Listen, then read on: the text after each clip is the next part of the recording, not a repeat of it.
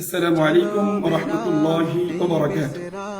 প্রিয় দেশবাসী, সকলে কেমন আছেন? আশা করি ভালো আছেন।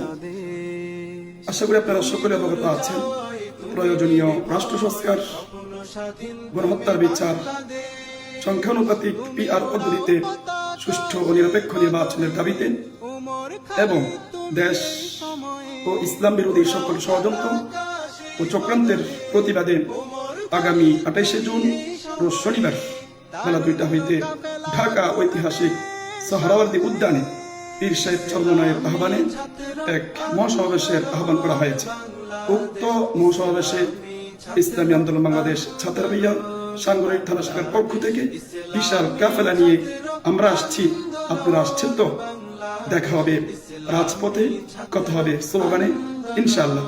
আসসালামু আলাইকুম ওয়া রাহমাতুল্লাহি ওয়া বারাকাতুহু।